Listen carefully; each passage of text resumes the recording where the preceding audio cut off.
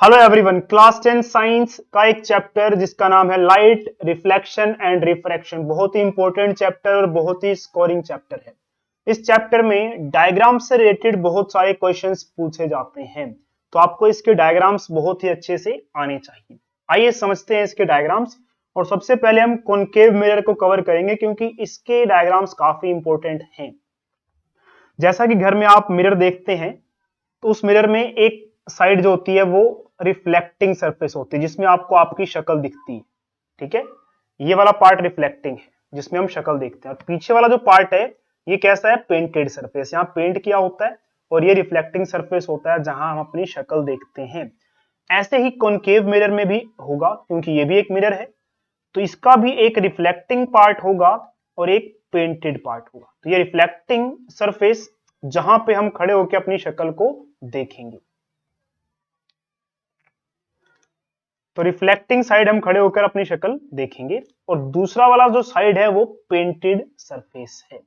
Concave mirror की खास बात ये होती है कि ये पूरा फ्लैट नहीं होता है, ये अंदर की तरफ मुड़ा होता है, ये कर्व्ड इनवर्ड्स रहता है। यही इसकी डेफिनेशन भी है कि एक स्फेरिकल मिरर होता है। अच्छा, इसको स्फेरिकल मिरर क्यों कहते हैं अभी बस थोड़ी देर में आपको पता लगने वाला है। तो ये अंदर की तरफ मुड़ा होगा, पूरा प्लेन या फ्लैट नहीं होगा। अब कुछ बच्चों को लगता है कि जो ऐसा मिरर होगा वही कॉनकेव मिरर होगा। नहीं, ये भी तो कॉनकेव मिरर हो सकता है क्योंकि इसका भी देखिए रिफ्लेक्टिंग सरफेस क्या है, अंदर की तरफ है। तो ये देखिए ये भी कॉनकेव मिरर है क्योंकि इसका भी रिफ्लेक्टिंग सरफेस कहां है, अंदर की तरफ मुड़ा हुआ है। तो कॉनकेव मिरर कौन होगा ये कैसे डिसाइड होगा कि उसका रिफ्लेक्टिंग सरफेस अगर अंदर की तरफ मुड़ा हुआ है तो वो कॉनकेव मिरर होगा। तो अभी मैंने आपको कहा था कि इसे स्फेरिकल मिरर भी कहा जाता है। क्यों, आइए समझते हैं। जो कॉनकेव मिरर मैं आपको दिखा रहा हूं वो कुछ इस तरह का होता है एक्चुअल में, ऐसा। ठीक है, कटोरी सा होता है ऐसा। और ये अगर हम ध्यान से देखें तो ये जो कॉनकेव मिरर है ये एक स्फीयर, गोले से मिलकर बना होता है। पहले एक गोला था, ये उस गोले से मिलकर ये बना है।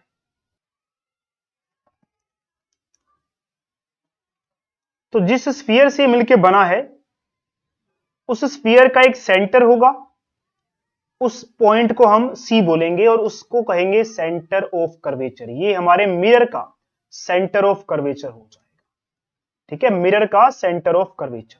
अच्छा, मैंने आपको कहा था ना कि कनकेव मिरर एक स्फेरिकल मिरर है क्योंकि ये एक स्फीयर से मिलकर बना होता है, इसलिए इसको स्फेरिकल मिरर कहते हैं। तो इस स्फीयर का जो सेंटर है वो हमारे मिरर का सेंटर ऑफ कर्वेचर कहलाएगा, याद रखना आपको। अब अगर ये एक स्फीयर है, इसका एक सेंटर है, तो आपको पता है कि सेंटर से हम मिरर तक कोई भी लाइन खींचे तो वो क्या कहलाएगी, उसे हम रेडियस ऑफ कर्वेचर कहेंगे। वो क्या होगी, रेडियस। और ये क्या होगा, हमारे मिरर का रेडियस ऑफ कर्वेचर।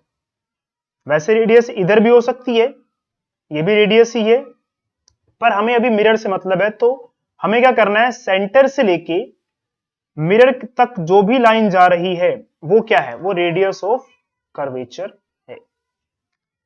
पोल आपको ध्यान रखना है, पोल क्या है, पोल भी बहुत इंपॉर्टेंट है। हमारा जो ये मिरर है, इस मिरर का जो मिड पॉइंट है, देखिए जैसे हमारा मिरर है तो ये बीच में मिड पॉइंट है इसका। मान लीजिए इस मिरर को मैं ऐसे रखता हूं तो इसका मिड पॉइंट यहां कहीं होगा।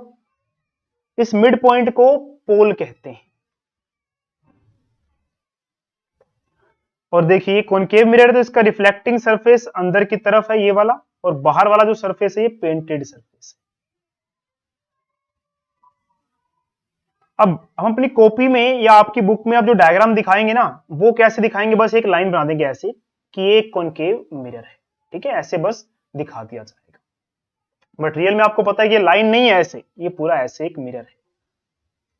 अब इस कॉनकेव मिरर का जो मिड पॉइंट है वो पोल है, और इसका हमें पता है एक सेंटर ऑफ कर्वेचर होता है, ये रहा। तो सेंटर ऑफ कर्वेचर और पोल से होकर जो एक लाइन जाती है उसे कहा जाता है प्रिंसिपल एक्सिस। अब मैंने क्या किया, अपने मिरर को ऐसे ना दिखाकर ऐसे रख दिया है, ऐसे दिखाया। देखिए तो ये कटोरी सा दिख रहा है। अब उस कटोरी को अगर आप ऊपर से देखेंगे, ऊपर से, तो कैसी दिखाई देगी, सर्कुलर दिखाई देगी, गोल दिखाई देगी। जो सीडी लाइन है वो अगर मैं यहां पे बनाऊं तो वो कुछ ऐसे बनेगी। देखिए ये सीडी लाइन है। और जो EF लाइन है आपको छोटी लग रही है, पर ये EF लाइन भी देखिए ऐसे है, ऊपर से देखिए साइड से EF आपको छोटी लग रही होगी, ऐसे छोटी सी है, बट एक्चुअल में ऊपर से देखेंगे तो EF लाइन भी CD जितनी बड़ी है, क्योंकि ये पूरा ऊपर से कैसा देखने में लगेगा, देखने में क्या लगेगा, क्या है ही सर्कल में। तो जब सर्कल है तो CD EF जितनी मर्जी है आप, ये डायमीटर्स, ये क्या है, डायमीटर्स। तो ये जो डायमीटर बनाए मैंने CD या EF, इसे ही अपर्चर कहेंगे। तो अपर्चर क्या है कि जो हमारा मिरर है, तो इसकी जो ये वाली बाहर वाली आउटलाइन है, कैसी है, सर्कुलर है, जैसे कि मैंने आपको ऊपर से बताया कि ऐसे है। तो इसका जो डायमीटर होता है इसे अपर्चर कहा जाता है। और सिंपल हम अगर बात करें अपर्चर क्या है, तो हमारा मिरर हम कैसे दिखा रहे थे, ऐसे दिखा रहे थे। तो यहां से लेके यहां तक जो भी ये लाइन मैंने खींची है, ये पूरा अपर्चर है, क्योंकि ये तो देखो सर्कल बना था और इस सर्कल डायमीटर यही होगा। ये EF लाइन मैंने खींच दी एक तरह से, या CD कह लीजिए, जो मर्जी कह लीजिए। तो अपर्चर क्या है कि आपके मिरर की जो ये सर्कुलर आउटलाइन है, इसका डायमीटर क्या होता है, अपर्चर होता है। आगे बढ़ते हैं। ये हमारा कॉनकेव मिरर, ये इसका पोल और ये सेंटर और ये प्रिंसिपल एक्सिस। अब प्रिंसिपल एक्सिस के पैरेलल जब भी लाइट आएगी, टकराने के बाद हमेशा वो प्रिंसिपल एक्सिस को काटते हुए जाएगी, और प्रिंसिपल एक्सिस को जहां भी काटेगी उस पॉइंट को क्या बोलेंगे हम, फोकस पॉइंट कहेंगे। ये देखिए ये लाइट आ रही है, और जो लाइट ये आ रही है ये प्रिंसिपल एक्सिस के क्या है, पैरेलल है। तो आएगी, टकराएगी, टकराने के बाद रिफ्लेक्ट होगी, और रिफ्लेक्ट होने के बाद प्रिंसिपल एक्सिस के जिस भी पॉइंट से गुजरेगी उसे हम फोकस पॉइंट कहेंगे। ठीक है। इसमें देखिए P से लेके C तक, या सेंटर से, मैंने कहा था सेंटर से लेके आप मिरर तक कोई भी लाइन खींचेंगे वो आपका रेडियस ऑफ कर्वेचर होगा। एक बात आपको ध्यान रखनी है, कोई भी डिस्टेंस नापना है, जैसे सेंटर ऑफ कर्वेचर क्या है, ये पॉइंट है, और रेडियस ऑफ कर्वेचर क्या है, ये C से लेके P तक की लाइन, ये रेडियस है, इसका रेडियस ऑफ कर्वेचर है। लेकिन नापना कहां से, आपको C से नहीं नापना है, P से नापना है। तो PC आपका क्या है, रेडियस ऑफ कर्वेचर। जो हमारे फोकस पॉइंट बना था, इस फोकस पॉइंट को अगर हम P से नापें तो इस डिस्टेंस को क्या बोलेंगे, PF को क्या बोलेंगे, फोकल लेंथ, और PC क्या है, रेडियस ऑफ कर्वेचर। और ये देखा गया है कि जो रेडियस ऑफ कर्वेचर होता है वो फोकल लेंथ का डबल होता है।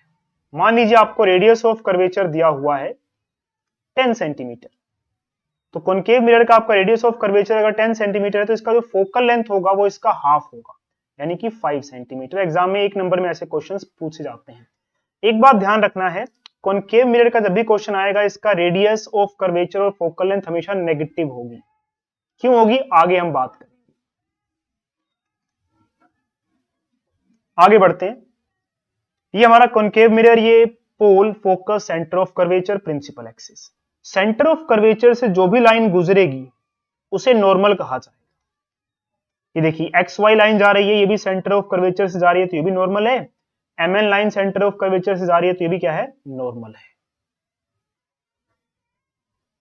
अभी हमारा मिरर है और ये भी लॉज ऑफ रिफ्लेक्शन को फॉलो करता है। देखिए तो ये F है, तो हमें पता है कि C कहां होगा, इसके जस्ट डबल पे। अगर ये मान लीजिए 4 है तो ये पूरा कितना हो जाएगा, यहां से यहां तक 8। अभी लाइट देखिए आ रही है और टकरा के चली जा रही है, और ये PC क्या है हमारा, नॉर्मल है। क्यों नॉर्मल है, क्योंकि सेंटर से गुजरने वाली कोई भी लाइन होगी वो नॉर्मल होगी, उसे नॉर्मल कहा जाएगा। तो जो लाइट आ रही है ये कौन सी रे है, इंसिडेंट रे। कौन सी रे है ये, इंसिडेंट रे।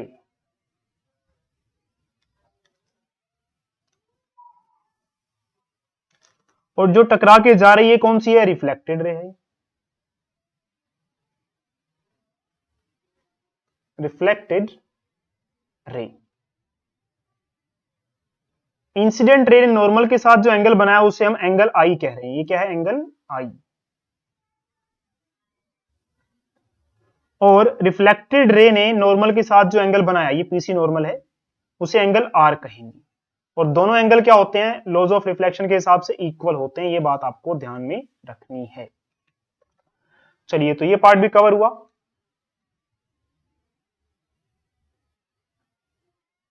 अब कुछ इंपॉर्टेंट बातें आपको ध्यान रखनी है कि जब भी लाइट रेज, जैसे कि देखिए लाइट रे आ रही है, ये AB प्रिंसिपल एक्सिस है, तो जो भी लाइट आएगी प्रिंसिपल एक्सिस के पैरेलल वो टकरा के फोकस से ही जाएगी। ये देखिए ये लाइट रे जा रही है प्रिंसिपल एक्सिस के पैरेलल है, ये प्रिंसिपल एक्सिस है हमारी ए बी। तो प्रिंसिपल एक्सिस के पैरेलल जो लाइट रे आएगी रिफ्लेक्ट होने के बाद कहां से जाएगी, फोकस से जाना है उसे। और ये जो हमने सेंटर से लाइन खींची हुई है डॉटेड, ये क्या है, नॉर्मल है। ये क्या है, नॉर्मल। तो फिर से देखिए यहाँ पे एंगल आई और एंगल आर की बात कर लेते हैं। अगर ये 10 डिग्री है तो ये भी कितना डिग्री होगा, 10 डिग्री होगा। ये बात आपको ध्यान रखनी है। 1 मार्क्स वाले जो क्वेश्चन होते हैं ना उसमें ऐसे क्वेश्चंस पूछ लिए जाते हैं। तो ये देखिए एंगल आई अगर मान लीजिए यहाँ पे 15 डिग्री है तो ये जो एंगल आर होगा ये भी कितना होगा, 15 ही होगा।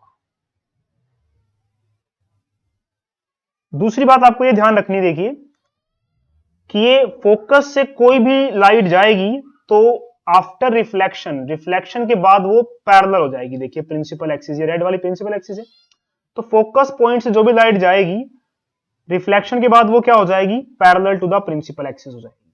ये देखिए फोकस पॉइंट से लाइट जा रही है तो पैरेलल हो जाएगी प्रिंसिपल एक्सिस की। एग्जाम में कैसे क्वेश्चंस आएंगे, देखिए जैसे कि यहां से लेके यहां तक लाइट वो बना के दे देगा, आगे कहां जाएगी हमें बताना होगा। तो हमें पता रहना चाहिए कि प्रिंसिपल एक्सिस के पैरेलल लाइट आ रही है तो टकराने के बाद कहां जाएगी, फोकस से। तो हमें आगे खुद ड्रॉ करना होगा एग्जाम में, तो हम ये ऐसे ड्रॉ कर देंगे। या फिर एग्जाम में ऐसे दे दिया जाएगा कि लाइट ऐसे आ रही है, आगे बताओ कहां जाएगी, तो हम क्या करेंगे, यहां से रिफ्लेक्ट करने के बाद फोकस से पास करके दिखा देंगे कि ऐसे जाएगी। ऐसे देखिए ये भी एग्जाम में ऐसे आ सकता है कि फोकस से यहां से लाइट जा रही है, इतना वो बना के दे देगा, आगे हमसे पूछेगा बताओ कहां जाएगी, तो हम बोलेंगे कि भाई फोकस से आ रही है तो टकराने के बाद कहां हो जाएगी, सीधी चली जाएगी, पैरेलल एक्सिस, प्रिंसिपल एक्सिस के पैरेलल हो जाएगी। और एक बात ध्यान रखनी है आपको कि ये हमारा सेंटर ऑफ कर्वेचर है। सेंटर ऑफ कर्वेचर से जो भी लाइट आएगी टकराने के बाद आएगी रिफ्लेक्ट होने के बाद ऐसे की ऐसे वापस। ये सेंटर ऑफ कर्वेचर है, ये लाइट यहां से निकल रही है, मिरर के पास जाएगी, जाने के बाद टकराकर वैसे के वैसे वापस आ जाएगी। ये बात आपको ध्यान रखना है। अब मेन बात यह है कि कॉनकेव मिरर किस तरह की इमेजेस बनाता है। जो प्लेन मिरर हमारे घरों में रहता है वो तो हमें पता है कि जैसे हम हैं वैसी हमारी शक्ल दिखा देता है, लेकिन कॉनकेव मिरर ऐसा नहीं है। वो बहुत अलग अलग तरह की इमेजेस बनाता है, डिपेंड करता है कि हमने चीज को कहां रखा है। प्लेन मिरर में ये है कि हम दूर हैं तो उसमें फोटो भी दूरी दिखती है, हम पास में हैं तो उसमें इमेज भी पास में दिखती है। लेकिन कॉनकेव मिरर में ऑब्जेक्ट कहां रखा गया है उसके हिसाब से इमेज अलग अलग तरह की बनती है। आइए अब इसे समझते हैं। सबसे पहला केस देखिए हमारा ये बनता है कि अगर हमारा जो ऑब्जेक्ट है वो इंफिनिटी पे है, बहुत दूर रख दिया है हमने, तो पोजीशन ऑफ ऑब्जेक्ट कहां है, इंफिनिटी। मान लीजिए यहां पे हम खड़े हैं,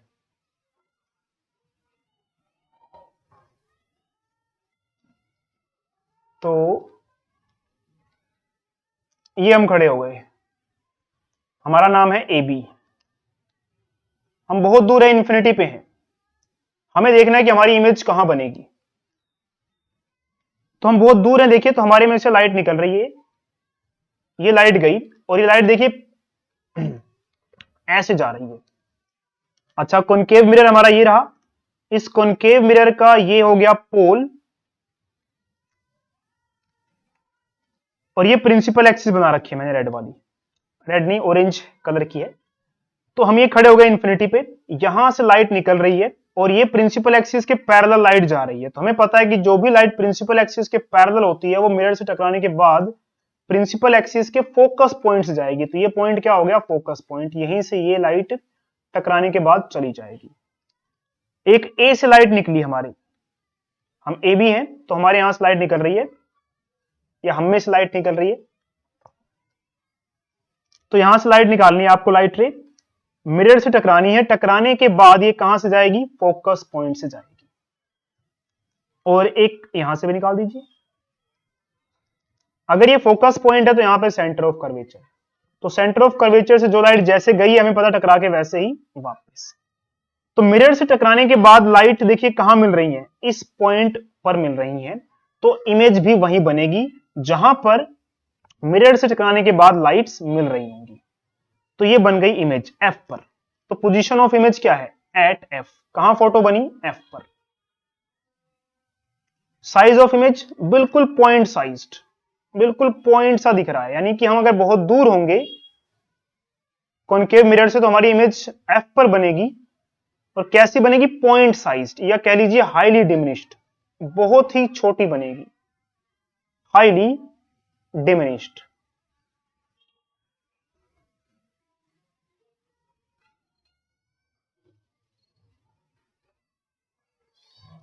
अब अगर मैं यहां पे स्क्रीन रखूं तो स्क्रीन पर ये पॉइंट वाली इमेज हमें मिल जाएगी। तो जो इमेज को हम स्क्रीन पर ले सकते हैं वो इमेज कैसी होती है, रियल।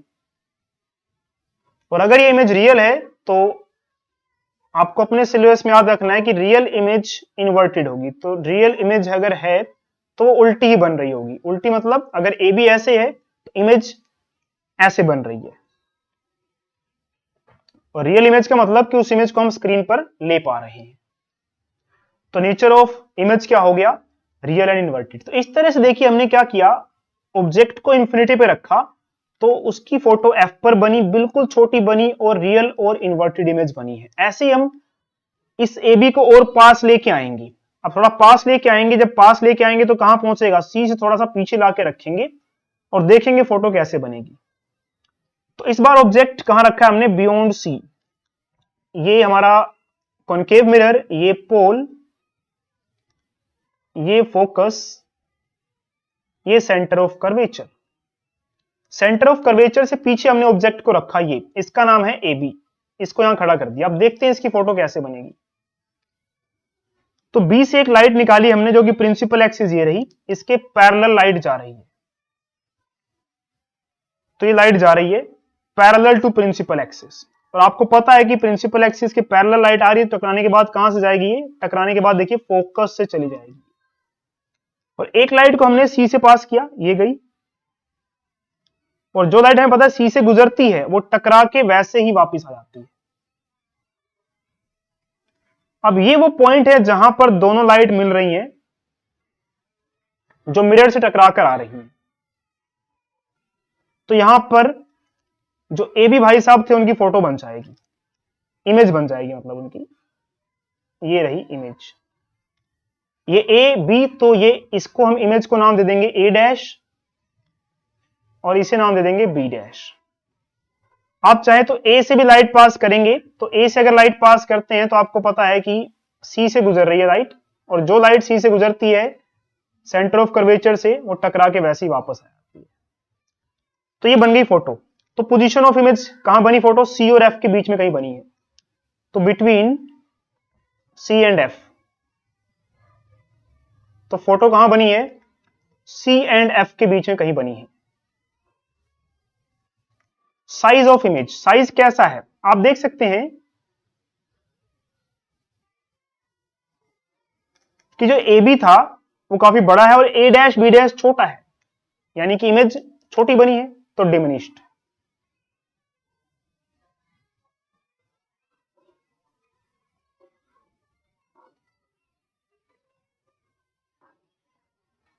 अब अगर मैं यहां स्क्रीन रखूं तो इस स्क्रीन पर मुझे इमेज मिल जाएगी। देखिए यहां पर अगर मैं स्क्रीन रखूंगा ऐसे, तो यहां पे ए डैश बी डैश की फोटो वहां पे छप जाएगी। तो इसलिए जो इमेज हम स्क्रीन पे ले सकते हैं वो इमेज कैसी होती है, रियल एंड इन्वर्टेड। तो इसका नेचर कैसा हुआ इमेज का कि ये इमेज रियल है क्योंकि इसको स्क्रीन पर ले सकते हैं, और साफ दिख रहा है कि उल्टी बनी है। ए बी ऐसे है तो ए डैश बी डैश नीचे की तरफ है, तो इमेज उल्टी है। उल्टी मतलब इन्वर्टेड है।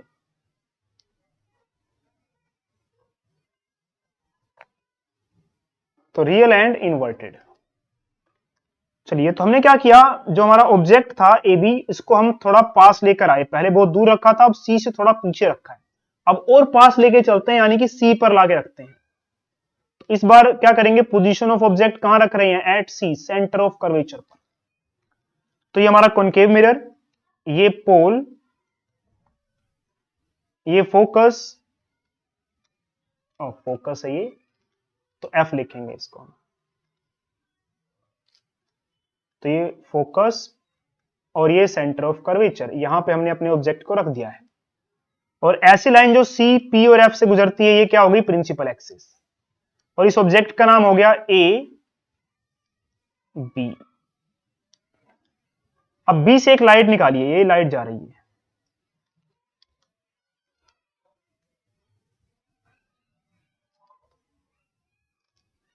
तो हमने क्या किया, बी से एक लाइट निकाली ऐसे, और मिरर से टकराने के बाद हमें पता है वो कहां से जाएगी, टकराने के बाद फोकस पॉइंट से जाएगी।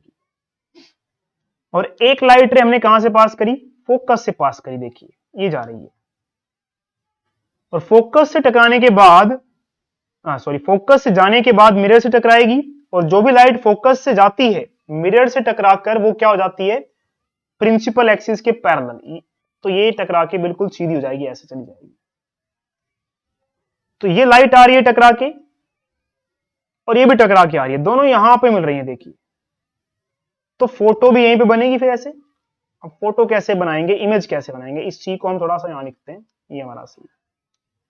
तो इमेज देखिए कैसे बनेगी, ऐसे, जहां पे दोनों लाइट मिल रही है वहीं पे आपको इमेज बना देनी है, वहीं पे एरो आपको ऐसे दिखा देना। तो ये ए डैश और ये बी डैश। अब बात करते हैं पोजीशन ऑफ इमेज, कहां बनी फोटो, तो फोटो बनी भाई सी पर, at C. Size of image, जितना बड़ा ऑब्जेक्ट है ए बी, उतनी बड़ी image A dash B dash है, तो साइज ऑफ इमेज क्या है, सेम साइज। एग्जाम में ये सब पूछेगा आपसे कि अगर ऑब्जेक्ट को हम सी पर रखें तो पोजीशन ऑफ इमेज कहां बनेगी, सी पर बनेगी, हम बता देंगे। साइज कैसा होगा, सेम साइज होगा। नेचर ऑफ इमेज, तो भाई यहां स्क्रीन लगा दो यहां पे, तो उस स्क्रीन पे ए डैश बी डैश दिख जाएगी, यानी कि स्क्रीन पर आ रही है इमेज, तो रियल है इमेज, और रियल के साथ साथ कैसी है, इन्वर्टेड, उल्टी है इमेज, साफ दिख रहा है, तो रियल एंड इन्वर्टेड।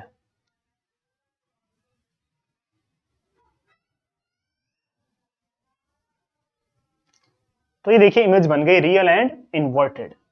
आगे बढ़ते हैं, तो एग्जाम में ऐसे भी आ सकता है, देखिए कहां पर ऑब्जेक्ट को रखने पे सेम साइज की फोटो बनती है, तो सेम साइज की कब बन रही है, जब ऑब्जेक्ट को कहां पे रख रहे हैं, एट सी। तो घुमा फिरा के जैसे मर्जी क्वेश्चन पूछ सकता है, लेकिन आपको पता रहना चाहिए कि जब भी हम सी पे रखते हैं सेम साइज की इमेज बनती है, रियल और इन्वर्टेड बनती है, और सी पर बनती है, यानी कि सेंटर ऑफ कर्वेचर पर। अब थोड़ा और आगे ले आते हैं उसे, पहले हमने सी पे रखा था, अब ये हमारा मिरर, ये पोल, ये फोकस, ये सेंटर ऑफ कर्वेचर। तो अभी हमने ऑब्जेक्ट को सेंटर ऑफ कर्वेचर पे रखा था, अब हम और आगे ले आते हैं, सेंटर ऑफ कर्वेचर से भी आगे, यानी कि सी और एफ के बीच में कहीं रख के देखते हैं। अब देखते हैं इसकी फोटो कहां बनेगी।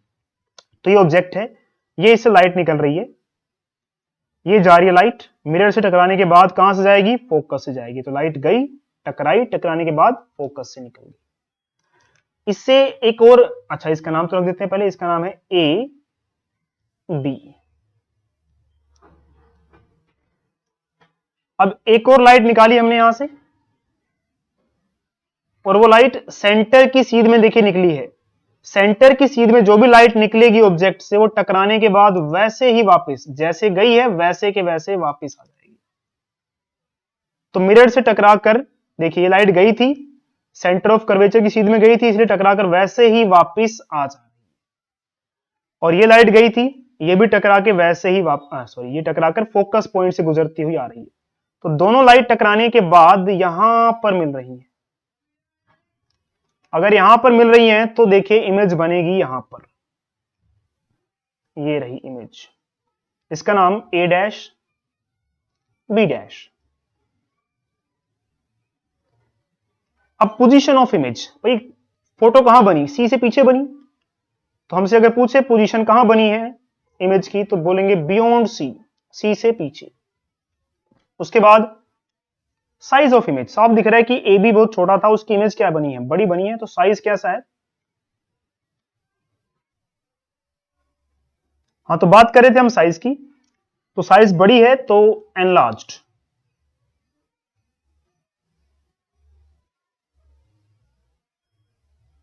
नेचर ऑफ इमेज, यहां पे स्क्रीन लगाइए, स्क्रीन पर आपको दिख जाएगी, तो कैसी है इमेज, रियल है भाई, और उल्टी है तो रियल एंड इनवर्टेड। तो एग्जाम में क्वेश्चन कैसे आएगा कि कहां पर कॉनकेव मिरर के सामने ऑब्जेक्ट रखने पर बड़ी फोटो बनती है, तो सी और एफ के बीच में कहीं पे रख दीजिए, फोटो बड़ी बनेगी और उल्टी बनेगी।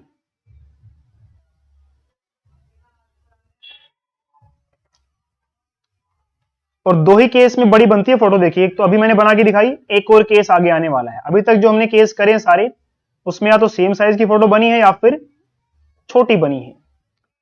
तो कॉनकेव मिरर के सामने ऑब्जेक्ट को रखने पर फोटो बड़ी कब बनती है? एक बार ये बन चुकी है, एक बार अभी और बनने वाली है। देखिए, तो दोनों याद रखने हैं और दोनों में डिफरेंस भी मैं आपको बताऊंगा। फिर से हमारा कॉनकेव मिरर, ये इसका पोल, ये इसका फोकस पॉइंट, ये सेंटर ऑफ कर्वेचर, और सेंटर ऑफ कर्वेचर पोल और फोकस से होकर गुजरने वाली लाइन को प्रिंसिपल एक्सिस। इस बार हमने ऑब्जेक्ट को कहां रख दिया? और पास ले आए। पहले हमने सी और एफ के बीच में रखा था, अब और आगे ले आते हैं, एफ पे रख देते हैं। एफ पे रखा, इसका नाम है ए बी, हमारे ऑब्जेक्ट का नाम ए बी।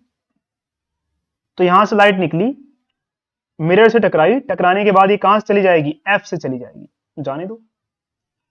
और एक लाइट हमने सी की सीध में निकाली, इसमें से ये सी की सीध में लाइट निकली, ये निकली लाइट। तो बी से ये लाइट निकली है और ये सी की सीध में निकली, देखिए बिल्कुल ऐसे। तो ऐसे लाइट निकली ए से, टकराई, और टकराने के बाद फिर ये सी से ही जाएगी, क्योंकि सी के सीध में लाइट को निकाला था हमने। तो मिरर से टकराने के बाद एज इट इज वैसे ही जाएगी। तो मिरर से टकराने के बाद लाइट पैरेलल जाए जा रही है, जाए जा रही है, जाए जा रही है। देखिए, ये कहीं आगे मिलेंगी नहीं, पता नहीं कहां मिलेंगी। तो पता नहीं कहां मिलेंगी, बहुत दूर मिलेंगी कि नहीं मिलेंगी। तो पोजीशन ऑफ इमेज क्या बोलेंगे हम? At infinity.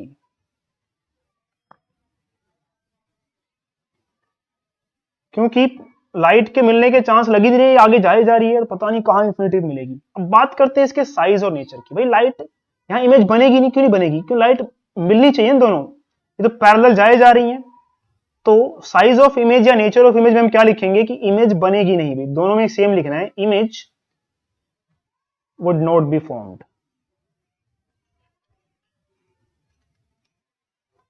इमेज नहीं बनेगी, यानी कि कॉनकेव मिरर पे फोकस पे जाके आप खड़े हो जाओ, आपको फोटो दिखेगी नहीं, है ना। कमाल की बात, कॉनकेव मिरर में ऐसा प्लेन मिरर में नहीं होता। प्लेन मिरर में क्या होगा? आप जहां पर होंगे उतनी दूरी पर आपकी इमेज दिखाई देगी। तो यही देखिए कॉनकेव मिरर की खास बातें हैं। पोजीशन ऑफ ऑब्जेक्ट अब पी और एफ के बीच में, ये हमारा कॉनकेव मिरर, ये इसका पोल, और ये केस बहुत इंपॉर्टेंट है। और उसके बाद देखिए, ये हमारा सेंटर ऑफ कर्वेचर, और यहां पे है हमारा फोकस।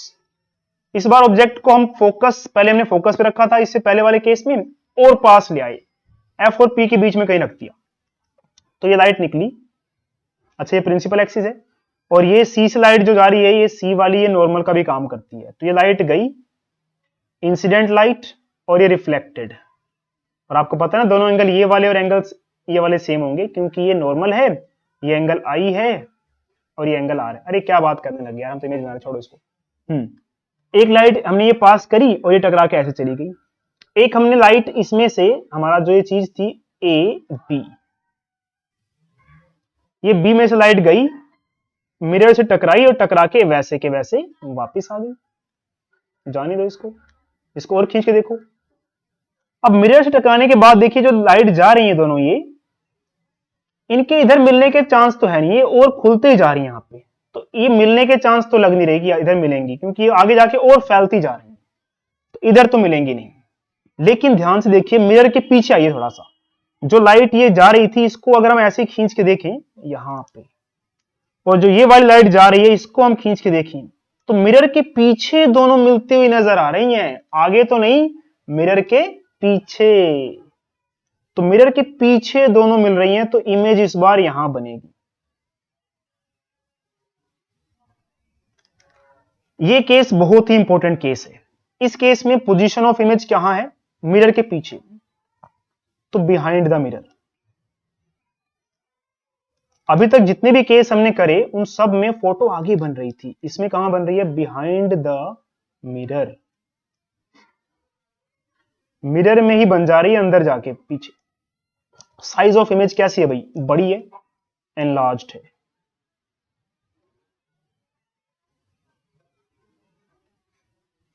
नेचर इसका बहुत इंपॉर्टेंट है। देखिए, अब आप स्क्रीन कहां रखेंगे? ये तो मिरर है, कहीं भी स्क्रीन आगे रखेंगे उस पर इमेज नहीं मिलने वाली, क्योंकि इमेज तो अंदर बनी है, इसमें मिरर के अंदर, तो स्क्रीन पर ये इमेज नहीं मिलने वाली, इसलिए ये इमेज कैसी है, वर्चुअल, रियल नहीं है ये, क्योंकि ये स्क्रीन पर हम नहीं ले सकते, ये मिरर के अंदर ही इमेज बनी है।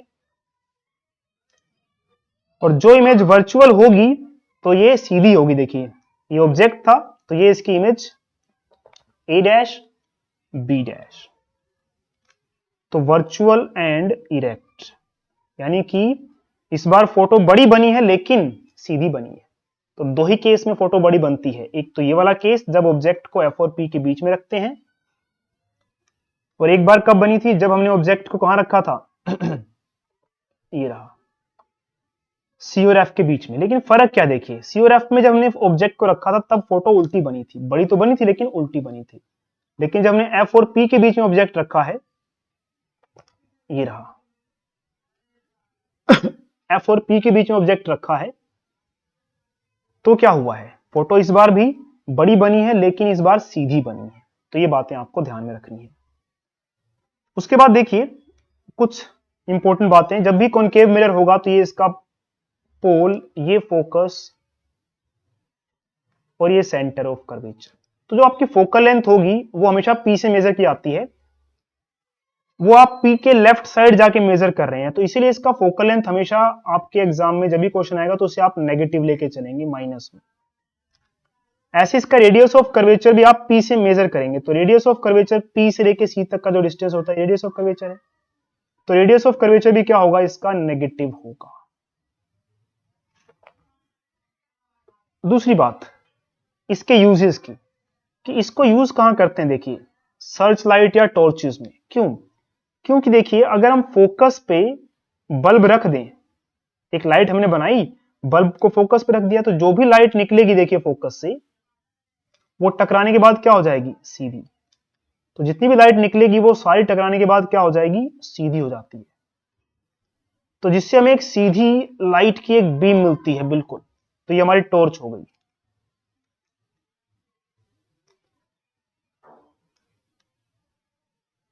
तो कॉनकेव मिरर को टॉर्च में क्यों यूज किया जा रहा है, देखिए क्योंकि जब हम फोकस पे बल्ब को रखेंगे, लाइट सोर्स को रखेंगे, तो जितनी भी लाइट हमें पता है फोकस से निकलती है वो टकराने के बाद सीधी आती है, तो बिल्कुल सीधी सीधी लाइट मिलेगी। तो हेडलाइट या टॉर्च में इसका इस्तेमाल किया जाता है। इसके अलावा देखिए इसका यूज और कहां कर सकते हैं हम, सोलर फर्नेस में। सोलर फर्नेस में कैसे, कि जिधर सन है, मान लीजिए ये सन है, सन से जितनी भी लाइट निकलेगी देखिए वो जब हमारे मिरर पे पड़ेगी, और हमने अपने मिरर को इस तरह से सेट किया है कि जो भी सनरेज हैं वो पैरेलल आए और टकराने के बाद कहां से जाएं, फोकस पॉइंट से जाएं। तो जितनी भी सनलाइट है सारी की सारी कहां इकट्ठी हो जाएगी, इस एफ पॉइंट पे इकट्ठी हो जाएगी। तो यहां पे बहुत गर्मी हो जाएगी ना, तो सोलर फर्नेसेस जो होती हैं उसमें भी हम कॉनकेव मिरर को यूज कर लेते हैं। इसके अलावा देखिए इसका यूज कहां किया जाएगा, डेंटिस्ट भी इसका यूज करते हैं। वो कैसे, वो इस तरह से देखिए कि ये लास्ट वाला केस देखिए, ये जो लास्ट वाला केस है इसमें हमने ऑब्जेक्ट को एफ और पी के बीच में रखा था और इसकी फोटो देखिए बड़ी सी बनी थी। तो डेंटिस्ट क्या करेंगे, हमारा ये मान लीजिए दांत है, ए बी हमारा दांत है, इस दांत में कहीं कैविटी है, कुछ भी सही से चेकअप करना है हमारे दांत का, तो मिरर यहां रखा जाएगा। अब इस मिरर में हमारे दांत और दांत में जो भी कैविटी वगैरह है उसकी एक बड़ी सी फोटो बनेगी ऐसे, जिससे डेंटिस्ट को देखना आसान रहेगा, ढूंढना आसान रहेगा कि कहां पे कैविटी है, कहां पे कैविटी नहीं है, या क्या डिफेक्ट है दांत में, जो भी है वो सारा पता लग जाएगा। इसके अलावा इसको शेविंग मिरर के तौर पे यूज कर सकते हैं, कि ये ए बी नाम का आदमी जो है उसको एफ और पी के बीच में बिठा दिया, और बिठाने के बाद इसकी शेव की जा रही है। अब जो ए बी नाम का आदमी है देखिए इसकी फोटो इस मिरर में कैसे बनेगी, बड़ी सी बनेगी, ताकि जब वो शेविंग करवाए तो अच्छे से उसको एक एक बाल दिखाई दे अपना, और वो अच्छे से अपनी शेविंग करवा सके। तो ये था कॉनकेव मिरर के बारे में। और इसमें आपको ध्यान रखना था एक और चीज, कि जब भी आप न्यूमेरिकल्स करेंगे इसके, तो मैंने आपको बताया कि इसका फोकस हमेशा नेगेटिव लेके चलना है, और इसका रेडियस ऑफ कर्वेचर भी नेगेटिव, क्योंकि डिस्टेंसेस पी से मेजर किए जाते हैं और पी से लेफ्ट साइड जो डिस्टेंस मेजर किए जाएंगे वो नेगेटिव ही होंगे। तो इस वीडियो में इतना ही। आई होप आपको कॉनकेव मिरर से रिलेटेड सारे के सारे डायग्राम समझ में आ गए होंगे, और बाकी के जो डायग्राम्स है इस चैप्टर के उन्हें भी जल्दी ही बनाकर आपको इस वीडियो की जो डिस्क्रिप्शन बॉक्स है उनमें उसमें इसका लिंक दे दिया जाएगा।